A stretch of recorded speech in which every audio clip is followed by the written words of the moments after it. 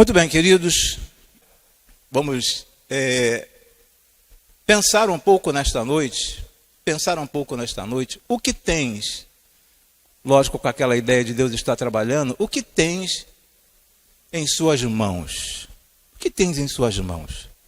Essa mensagem não é voltada apenas para os homens, mas para cada um de nós que estamos aqui nesta noite. Okay? O que tens em suas mãos?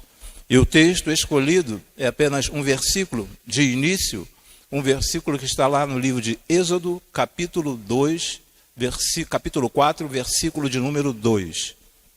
Êxodo 4, 2, que está no slide, no próprio slide. E o Senhor disse-lhe: que é isso na tua mão? E ele disse: uma vara. Relendo. E o Senhor disse-lhe: que é isso na tua mão? E ele disse: uma vara. Vamos orar? Pai querido, de infinita misericórdia, nós queremos te agradecer, ó Pai, porque com certeza recebeste os nossos louvores, ó Senhor Deus. Porque nós entregamos, ó Senhor Deus, procuramos entregar com excelência a Ti, ó Senhor. Muito obrigado, ó Senhor Deus. Muito obrigado porque Tu ouviste, ó Senhor Deus, recebeste, ó Senhor Deus, e agora queremos receber de Ti, ó Senhor. Fale de uma forma bem particular a cada um de nós que aqui estamos nesta noite. Estamos aqui, ó Senhor Deus, para receber a Tua palavra. Muito obrigado pelos Teus servos que aqui já se encontram. Muito obrigado por aqueles que impossibilitados estão, ó Senhor Deus, de vir, de estarem na Tua casa. Nós te agradecemos e nos entregamos em Tuas mãos. E te suplico também, ó Senhor, tome conta de minha vida nesse momento. Que eu possa falar aquilo que Tu queres, não o que eu quero, ó Senhor. Agradecimento este feito em um nome por amor de Cristo Jesus. Amém e amém, Senhor. Amém, Jesus. Amém, amém. Esse próximo slide que nos fala, que ferramentas estão em suas mãos? Que ferramenta estão em suas mãos? E eu quero ler, antes de darmos prosseguimento a esse texto, a este assunto, eu quero ler com os irmãos a carta que o apóstolo Paulo escreve ao povo de Corinto, capítulo 12, do versículo 4 até o versículo de número 11. Ele vai nos ajudar bastante dentro desse texto, isso vai nos ajudar bastante a entendermos a mensagem desta noite. Há diferentes tipos de dons, mas o Espírito é o mesmo. Os irmãos podem me ajudar no próximo?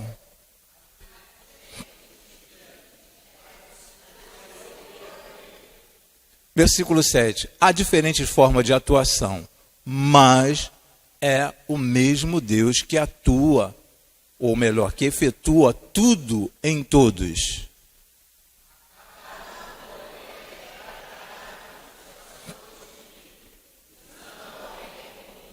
Versículo de número 8. Pelo Espírito, a um é dada a palavra de sabedoria, a outro, pelo mesmo Espírito, a palavra de conhecimento. Versículo 9.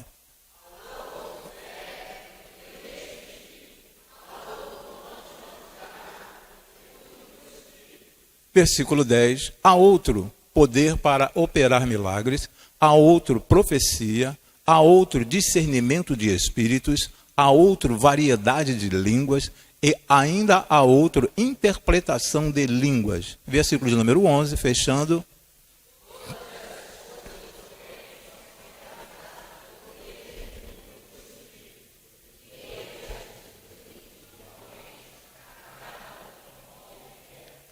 Observe, os irmãos, que uma variedade de espíritos, ou melhor, de dons, uma variedade de dons, mas um único Espírito.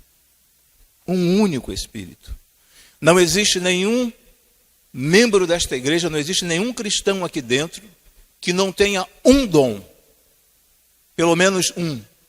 Todos nós temos dom ou dons. Todos nós.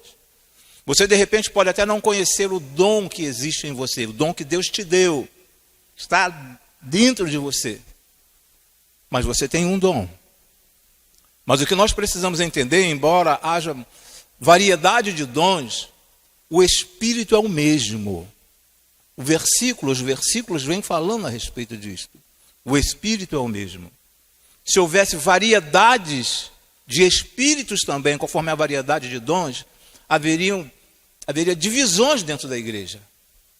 Por que não existe divisões dentro da igreja? Porque o Espírito é o mesmo. Porque o Espírito é o mesmo. O mesmo Espírito que atua num irmão é o mesmo Espírito que atua em outra irmã. O mesmo Espírito que atua num jovem, num adolescente, é o mesmo Espírito que atua numa pessoa com a idade mais avançada ou experiente na vida. É o mesmo Espírito. É por isso que não existe divisão dentro do reino de Deus. Ou pelo menos não deveria existir. Porque o Espírito é o mesmo. É o mesmo. Os dons diferenciados. Mas o Espírito é o mesmo. Não há uma divisão. O Espírito não é fracionado. Não é fracionado. É o mesmo Espírito. E nós precisamos entender, pegarmos essa realidade.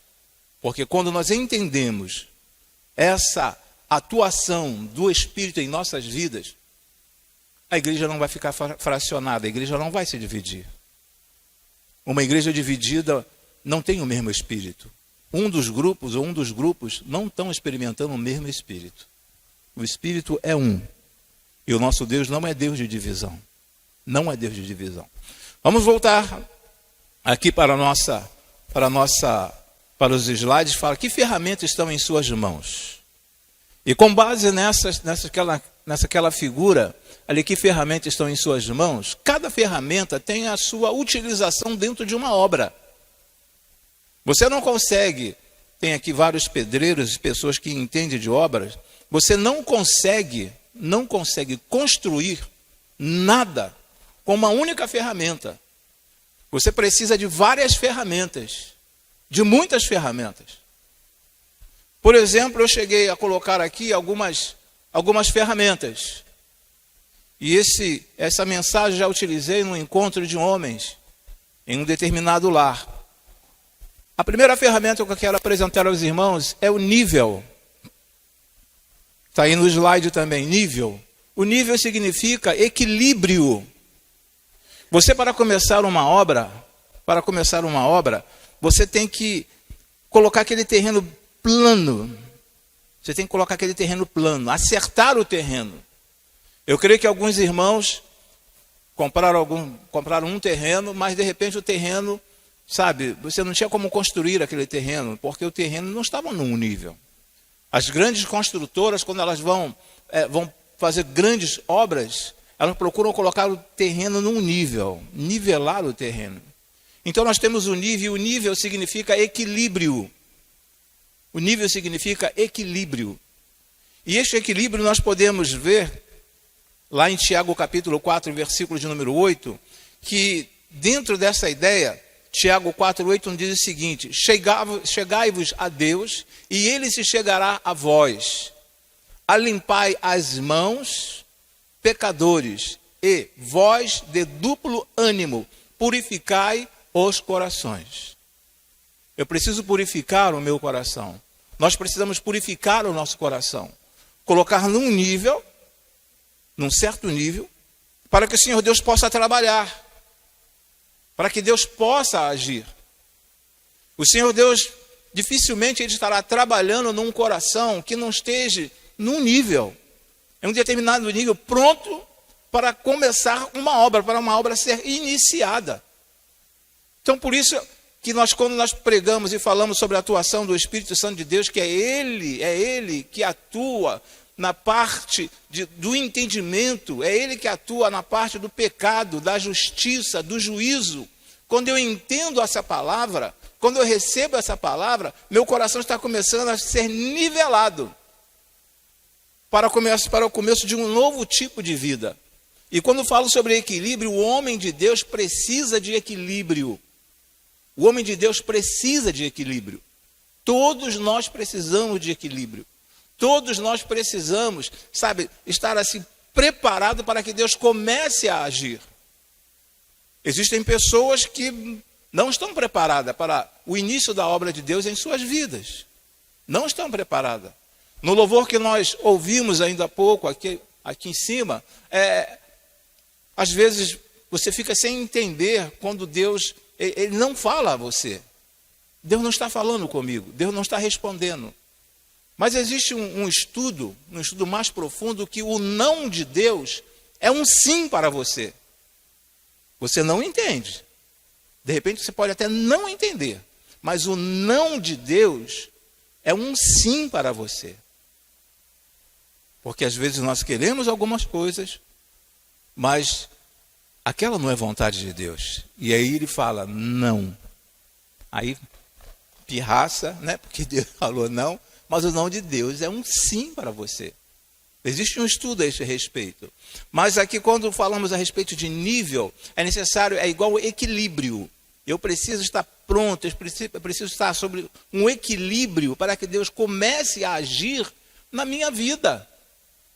Deus não vai agir na sua vida, na nossa vida, na minha vida, se houver um desequilíbrio. Desequilíbrio que eu falo aqui é não crer naquilo que eu estou ouvindo, não crer naquilo que eu estou lendo, não crer naquilo que eu estou fazendo, não crer nas promessas de Deus. Há um desequilíbrio. Então, uma das ferramentas é o nível. Eu preciso estar preparado para que o Senhor Deus comece a obra na minha vida. Se eu não estiver com este equilíbrio, se não houver um nível na minha vida, vai ser difícil de Deus trabalhar. Entenda esse difícil de Deus trabalhar, de Deus agir. Por quê? Porque o terreno não está preparado. Eu não estou dando plenos poderes ao Senhor Deus para que Ele atue na minha vida. Porque eu não quero nivelar a minha vida. Eu não quero este equilíbrio na minha vida. Uma outra ferramenta que nós utilizamos dentro para que uma obra possa ser feita, uma construção possa ser realizada, é o metro. Quando nós falamos sobre metro, que é o próximo slide, nos fala sobre cálculo. E quando você vai construir, você mede o terreno, certo? Você começa a entender que quantos metros você vai deixar para trás da casa, para frente da casa, para os lados, por causa dos vizinhos. Então o metro, ele fala sobre cálculo. E o homem de Deus precisa calcular.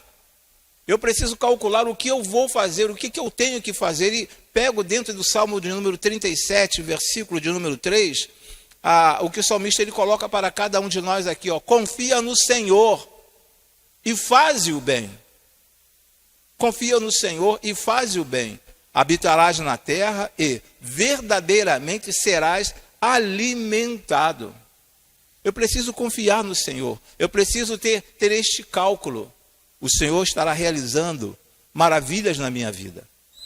Quando o irmão esteve aqui no momento do clamor aqui em cima e falou assim: estarei me ajoelhando.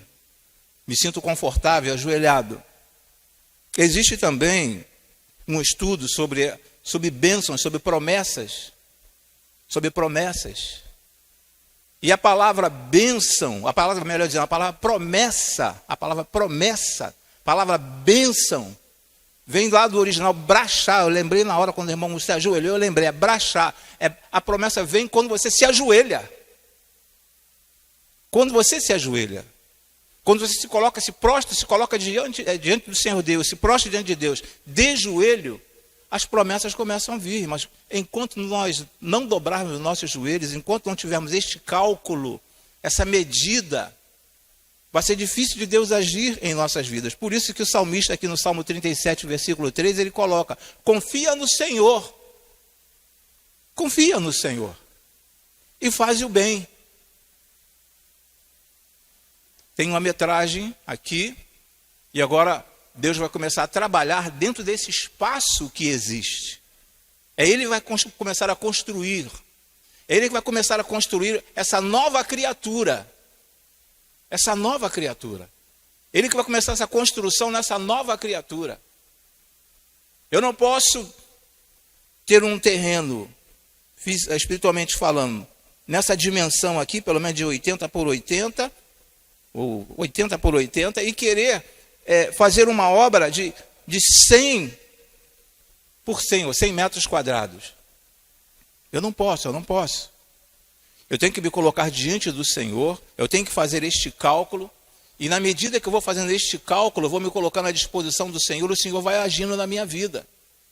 Por que que às vezes nós começamos a observar algumas pessoas que avançam a passos largos dentro dos ministérios, dentro dos dons, avançam a passos largos, enquanto outros permanecem ainda como se estivessem atados, como se estivessem presos, não conseguem crescer. Por quê? Porque não permitiu que Deus trabalhasse. Não fez um cálculo e falou: Senhor, aqui está o espaço, aqui estou eu, aqui está o Cláudio. Senhor, construa, trabalhe em mim, segundo a tua vontade, de acordo com o teu querer. É a segunda ferramenta. Uma outra ferramenta que eu quero colocar diante dos irmãos é o alicate. Toda obra precisa de um alicate. Toda obra. Você precisa de um alicate. O alicate nos fala sobre firmeza. Firmeza. Alicate que ele ajusta. E às vezes na nossa vida, em nossas vidas, Deus ele quer nos ajustar.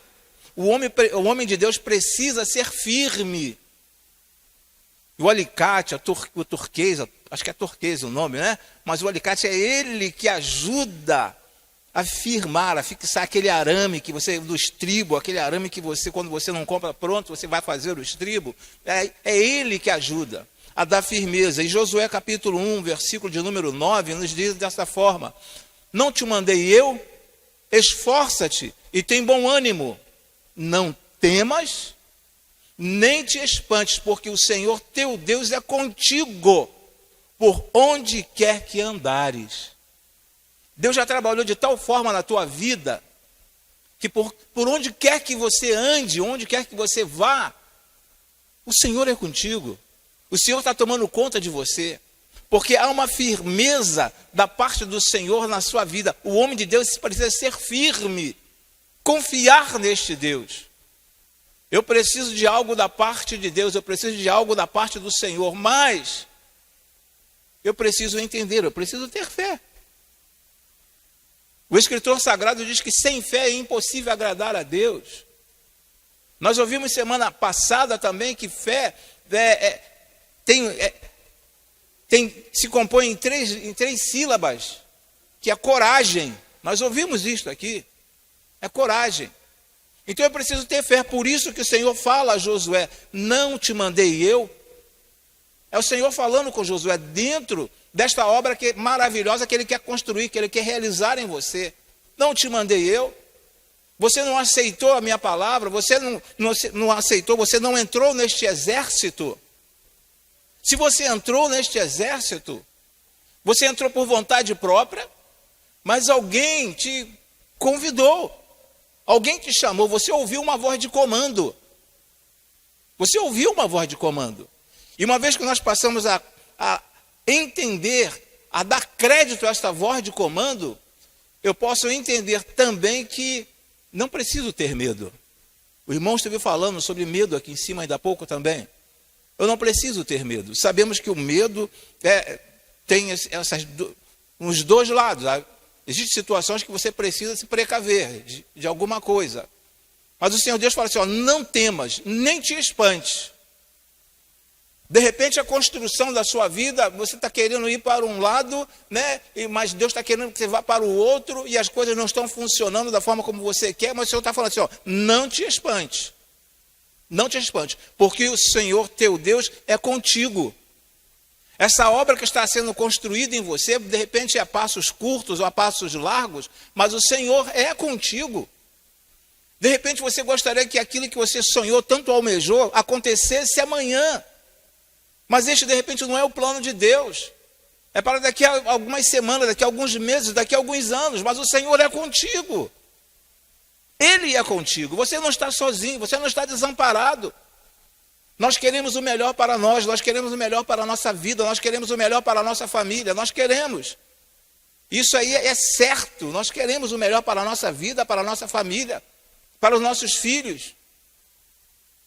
Mas é no tempo de Deus, e saiba que Ele é contigo. E Ele ainda afirma aqui, de acordo com o que está escrito em Josué: por onde quer que andares. Por onde quer que andares. Uma certa ocasião, ouvi de uma pessoa, a pessoa falou assim: Cláudio, eu não sei como você consegue morar em Belfor Roxo. Isso, há 40 anos atrás. Não sei como você consegue morar em Belfor Roxo. Já até compartilhei essa ideia com alguns irmãos aqui na igreja. E a pessoa morava num local bem situado, lá na Zona Sul. Bem situado. Mas, de repente, a situação começou a ficar difícil, lá onde ela morava. E ela teve que, sair de lá. Teve que mudar de lá. Teve que sair de lá. Aí eu liguei: e aí, como é que está? Eu estou morando em tal lugar assim, assim, assim, assim. Aí eu falei assim: ué, mas saiu de lá por quê? Não, porque lá ficou difícil de morar. Aí me deu vontade de falar assim: ué, e Belfor Roxo? Falou de Belfor Roxo? Não falou de Belfor Roxo? Isso há 40 anos atrás, irmãos. 40 anos atrás. Então você precisa entender que Deus estará contigo por onde quer que andares. Não importa onde você mora, não importa onde você vá, não importa onde você trabalha, não importa o que você faz na sua vida profissional, na sua vida secular, por onde quer que você andar, o Senhor é contigo.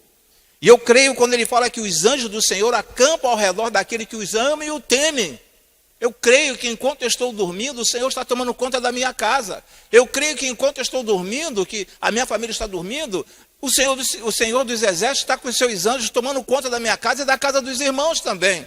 Porque se não fosse realidade, eu não estaria aqui na palavra dele. Por onde quer que andares, o Senhor é com cada um de nós, irmão. Ele nos guarda, ele nos protege. Quantas ilustrações nós já ouvimos, ou melhor, relatos de pessoas que de repente estavam numa situação tão difícil, mas foi elucidado de tal maneira sem que ela pudesse entender o que estava acontecendo, porque Deus estava tomando conta da situação, Deus estava tomando conta daquela vida. E Deus está tomando conta da minha vida, da sua vida também. Então o alicate nos dá firmeza. E nós precisamos desta firmeza. Ter firmeza no Senhor. Estou firmado no Senhor. Estou enraizado no Senhor. Porque na medida que eu não estou enraizado no Senhor, se não houver assim como vou dizer, daqueles irmãos que entendem de obra, se não houver uma boa fundação para fazer aquele alicerce, pode acontecer um acidente, um desastre.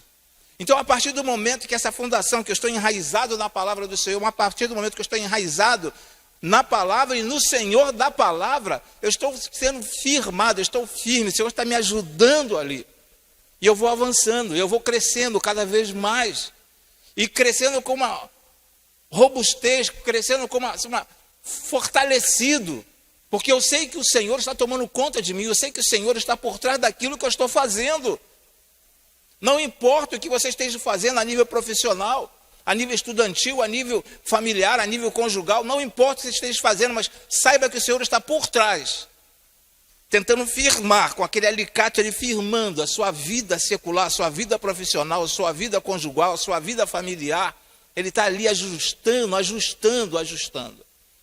Uma outra ferramenta que nós podemos lançar mão em uma obra é a chave de fenda. O que nós podemos entender a nível da chave de fenda? É a oração.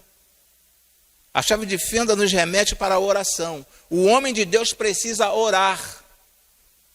Ele precisa orar. Alguém aqui já convidou um pedreiro?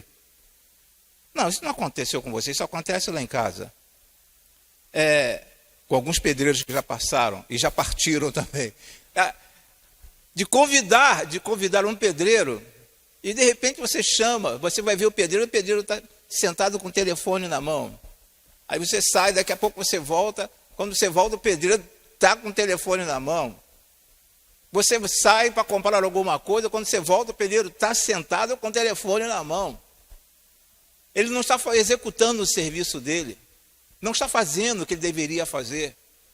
Então, quando nós falamos sobre chave de fenda, o homem de Deus precisa orar. A chave de fenda é como uma oração, precisa estar sempre ajustando.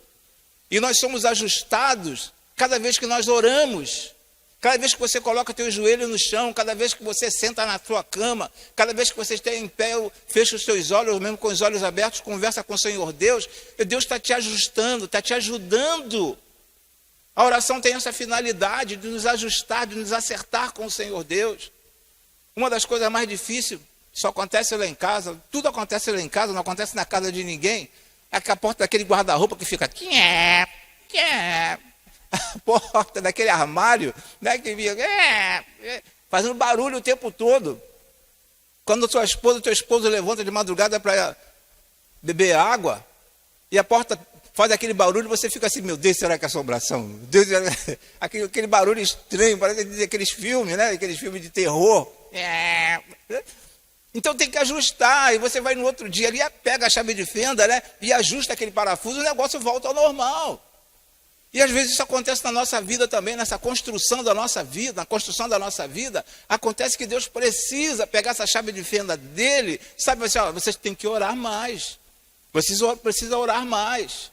O povo judeu, ele tinha três tipos de oração, ou 3 momentos de oração. Existia um dia que ele orava uma só vez, em outro determinado momento orava 2 vezes, em outro determinado momento orava 3 vezes. O povo judeu, ele tinha assim momentos de oração, mas uma variedade de oração.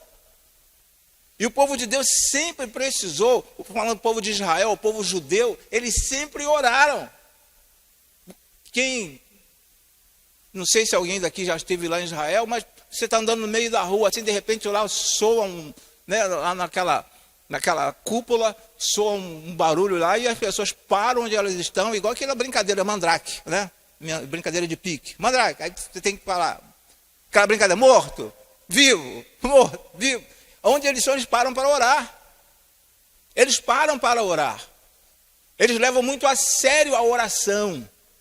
Levam muito a sério a oração. E é justamente isso que o Senhor Deus, ele espera de cada um de nós, na construção da nossa vida, que essa chave de fenda, que é a oração, ela seja utilizada em nossa vida por cada um de nós. Não orarmos apenas pedindo que o Senhor nos auxilie em algum momento. Não há nada de errado nisso. Mas estamos em constante oração. Existe até um hino que fala sobre constante oração. Eu tenho que estar orando. Eu preciso estar orando. Estar em espírito de oração.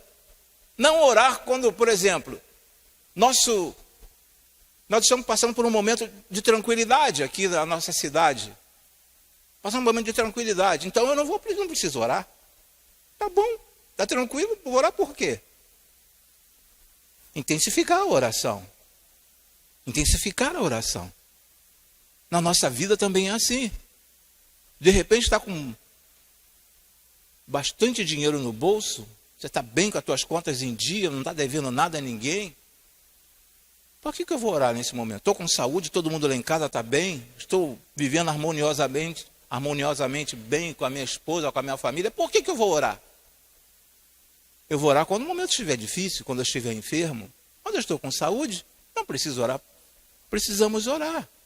Então é essa ferramenta que é a chave de fenda, que é a oração. O Senhor Deus trabalhando em nossas vidas. E Êxodo capítulo 33, versículo 21 e 22, nos diz assim, ó.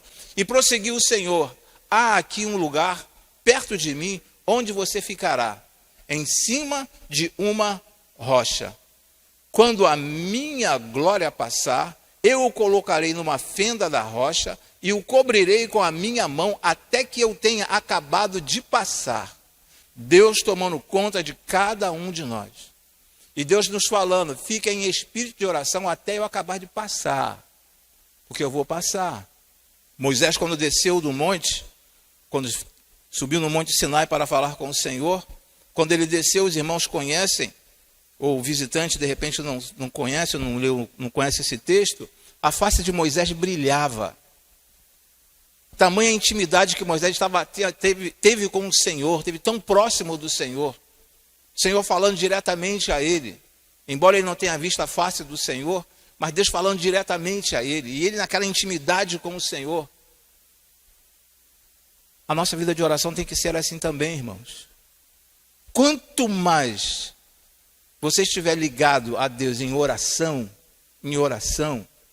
mais o Senhor estará ouvindo e te atendendo e realizando o teu querer.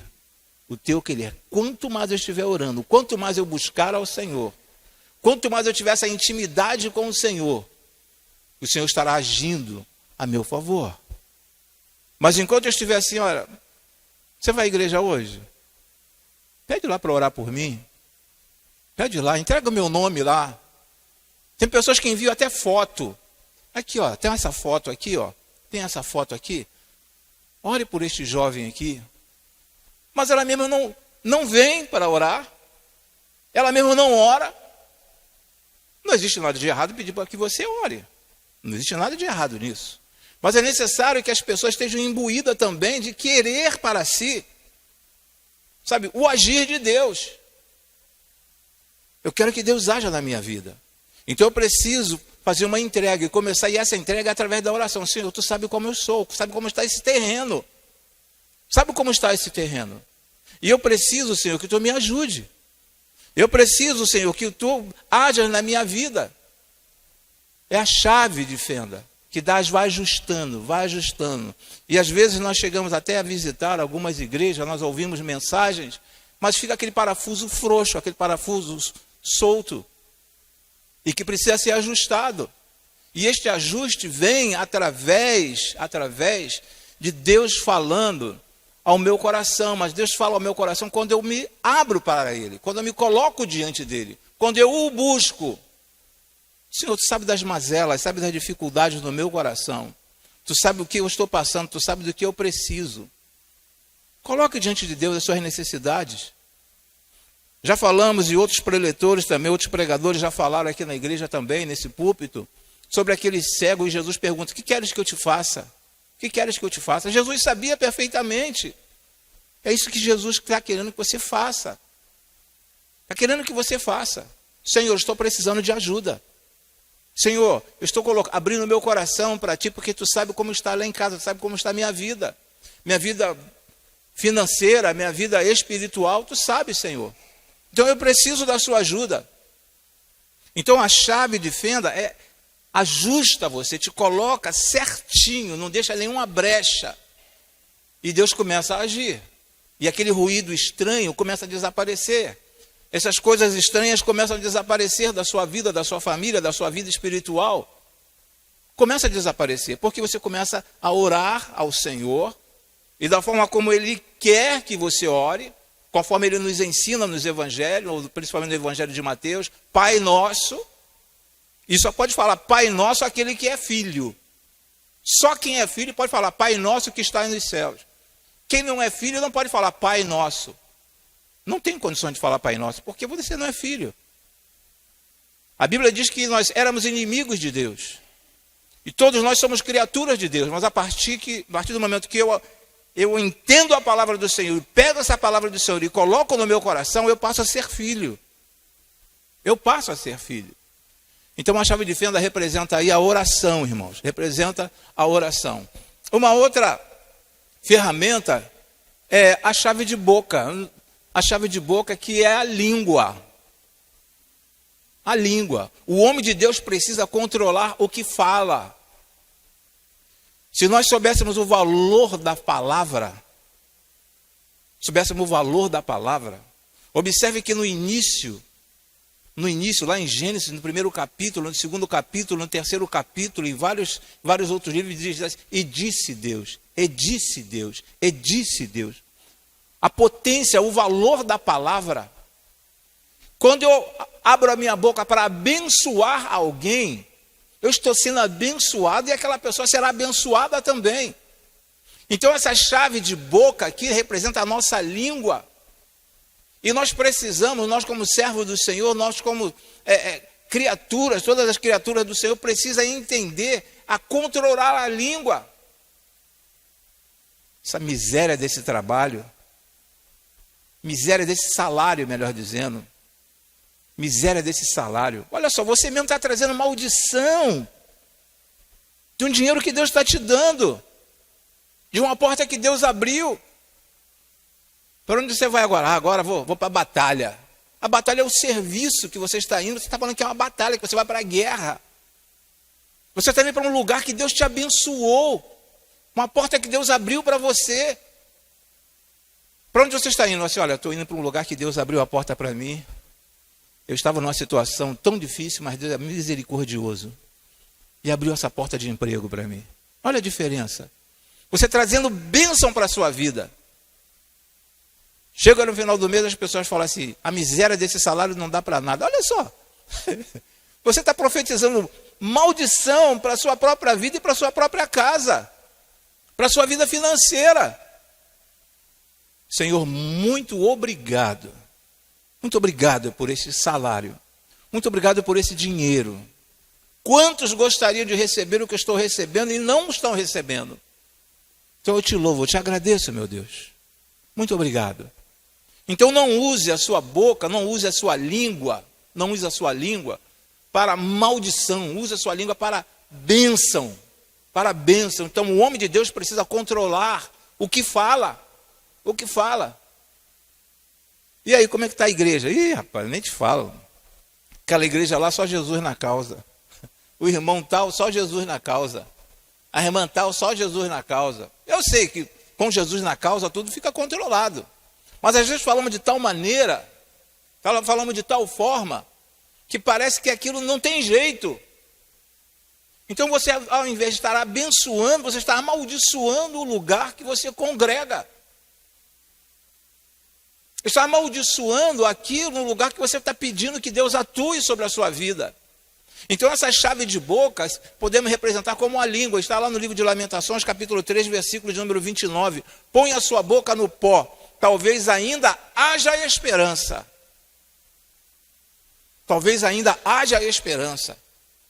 Se você até o dia de hoje chama seu filho de ignorante, de burro, de você não vai ser nada na vida, ainda há esperança de você pedir perdão ao Senhor e falar, meu filho é uma bênção, minha filha é uma bênção, Deus tem promessa na vida do meu filho, na vida da minha filha.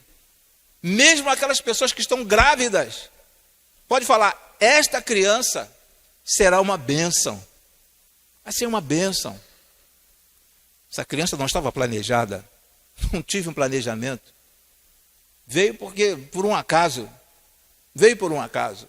E dependendo de quantos meses aquele feto já está no ventre, já está numa vida intrauterina, dependendo dos meses que ela já está ali, das semanas, ela já começa a entender a rejeição.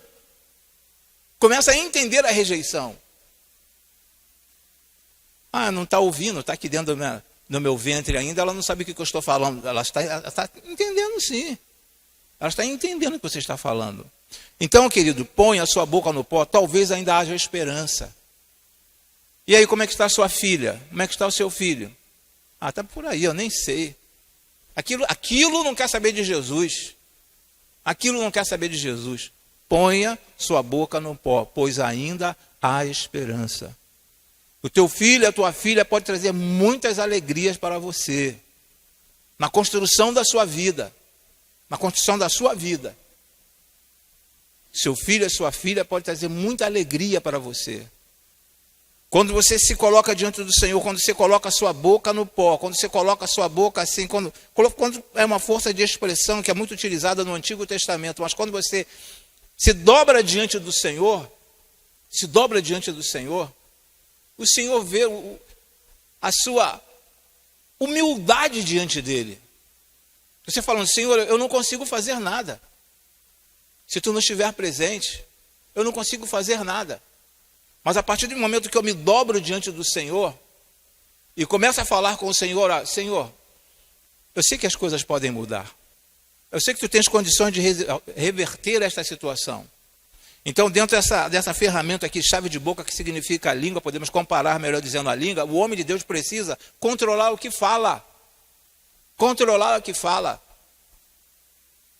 Sua igreja, como é que está? Poderia ser igual a igreja tal, mas a minha igreja não avança de jeito nenhum. Olha só o que você está falando. Nós estamos caminhando. Nós estamos caminhando. Nós estamos caminhando. Não é falar, nós estamos estagnados, nós estamos parados. Nós não estamos parados. Nós estamos caminhando. Estamos avançando. Então, são palavras que eu tenho que colocar. Eu preciso saber o que eu estou falando.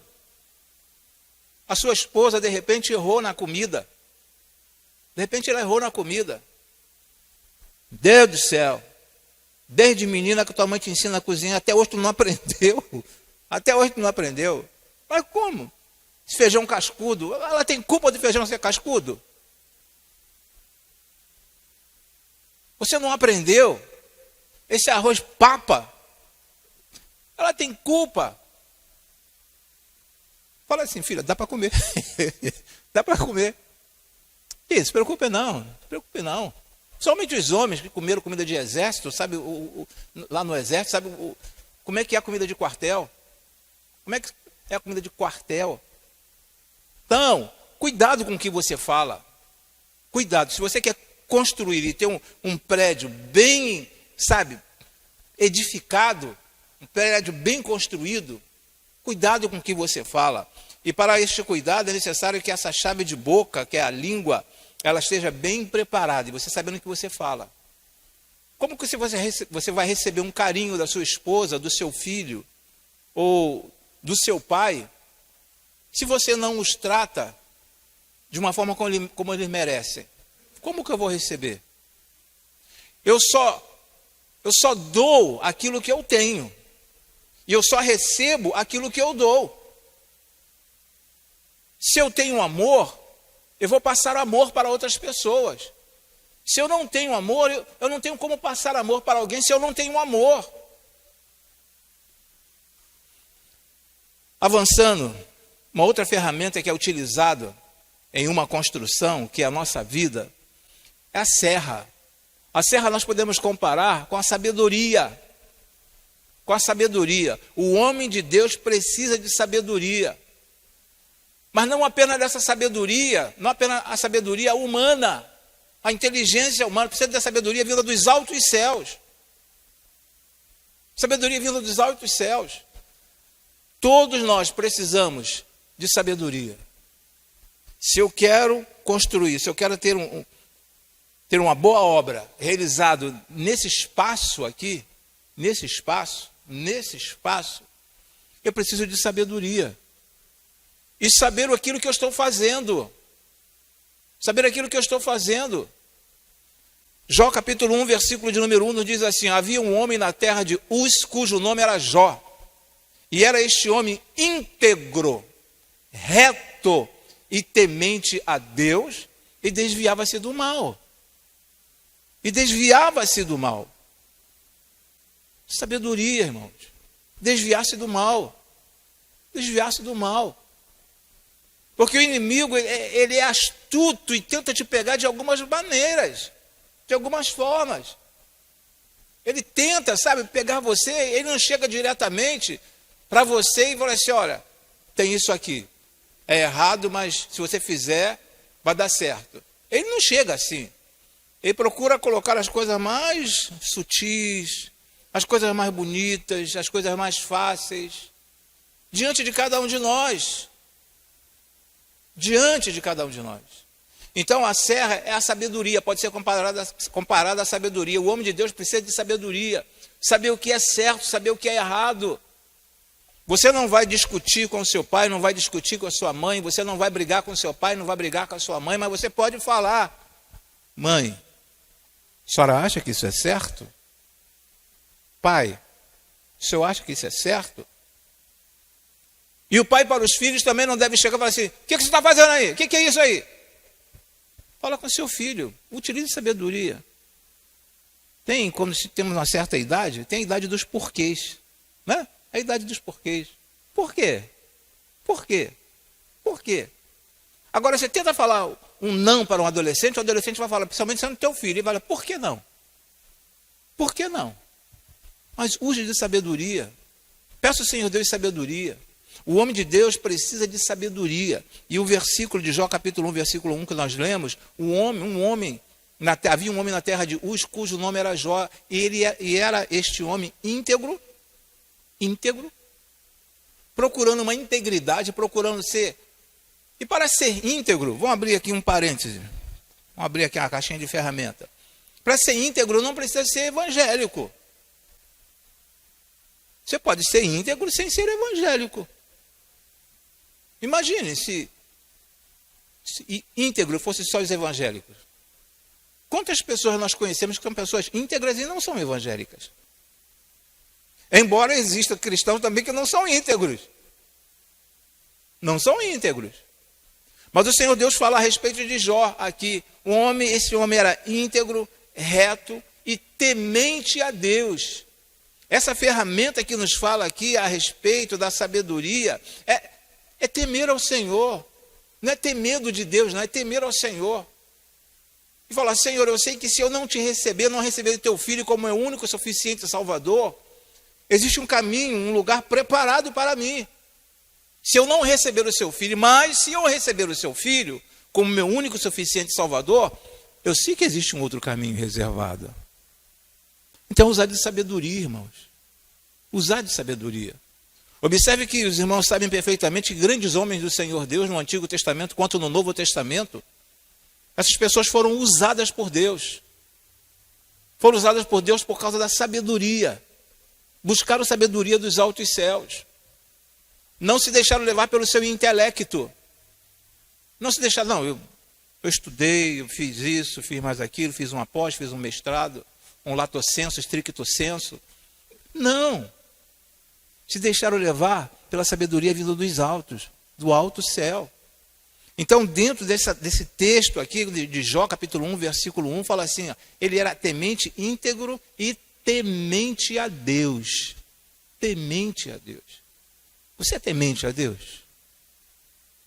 Todos nós que aqui estamos, lá da última pessoa até aqui em cima, somos temente a Deus? Se desvia do mal? Se desvia do mal? O mal aqui, esse mal não é enfermidade. Está falando do maligno, das setas malignas. Se desvia do mal? Pessoa que é temente ao Senhor, recebe do Senhor a palavra, aceita a palavra, entende a palavra, aceita a palavra e pratica a palavra. A construção vai cada vez mais ficando mais, encontrando robustez, vai ficando mais firme, mais firme, mais firme.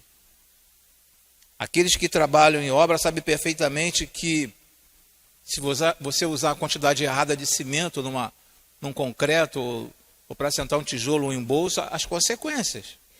Sabe perfeitamente.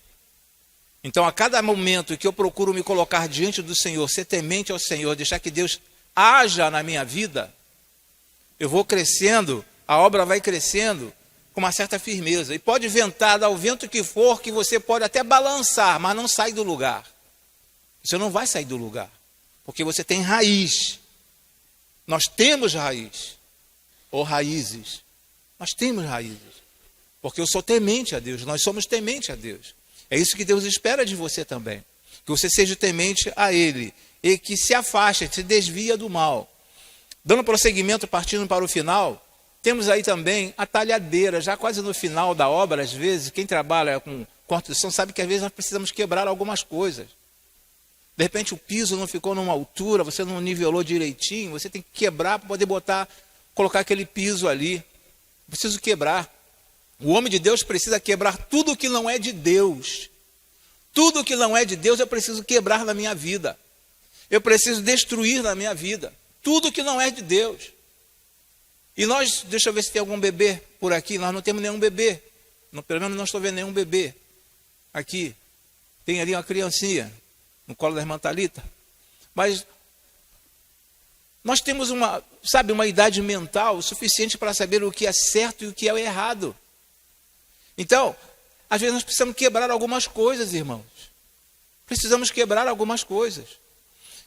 E lá em Jeremias capítulo 1, versículo de número 10, nos diz desta forma: olha, ponha-te neste dia sobre as nações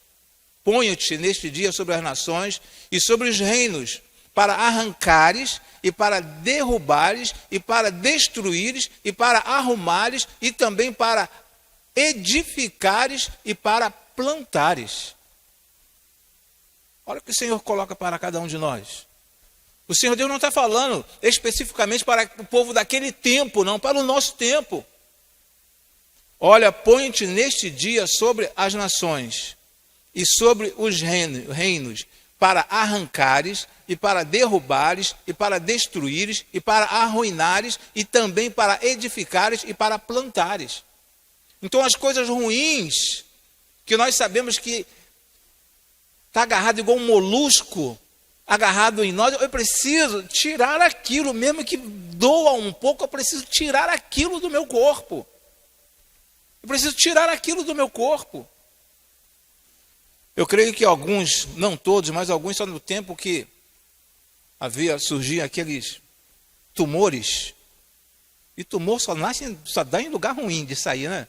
É incrível, que nossos avós e nossos pais, eles chegavam, espremiam, você fala, está doendo, mas espremiam até sair o que eles chamavam de carnegão. Até sair aquele negócio. Mas doía muito. Mas tinha que arrancar. Enquanto não arrancasse aquele negócio, aquele troço permanecia ali e continuava crescendo. E você sentindo incômodo. Porque tumor, igual eu já falei, só dá em lugar impróprio. Só em lugar impróprio. Dá lugar impróprio. Então, algumas coisas que estão presas em nossas vidas, nós precisamos arrancar, nós precisamos destruir. Para que Deus possa trabalhar nesta obra que é a nossa vida. Para que Ele possa ter um livre acesso nessa construção. Se eu quero crescer diante do Senhor, eu preciso me colocar à disposição dEle. Tu és o construtor. Aqui está o terreno. Construa nesse espaço o que tu queres. Ele irá construir, irmão, fazer uma mansão na sua vida. Fazer uma coisa bela na sua vida. Porque essa é a vontade do nosso Deus. É isso que Ele quer de cada um de nós. Deus não quer construir assim nada contra, entenda o que eu estou falando, Ele não quer construir um barraco na sua vida. Nada contra. Se você não tem condições de construir uma casa, né, que você possa viver tranquilamente, só tem condições de construir esta casa aqui, amém, porque você construiu esta casa. Você construiu esta casa. Mas Deus, Ele quer construir na sua vida, coisas grandiosas que mesmo você morando num barraco, você viva feliz. Você tem alegria de viver. Porque você serve a um Deus que é capaz de todas as coisas. Eu estou momentaneamente aqui. Mas Deus há de mudar a minha vida. Deus tem condições de mudar a minha vida. Mas para tal eu preciso tirar de mim essas coisas que são empecilhos. Essas coisas que são empecilhos. Martelo. Toda obra precisa, ou todo profissional precisa de um martelo. E quando nós falamos em martelo, nos remete à pregação. Apesar de que martelo também, ele tem aquele outro lado que serve para você tirar o prego também. Mas quando falamos sobre martelo, ele nos remete, nos leva para a pregação. E o homem de Deus precisa pregar a palavra.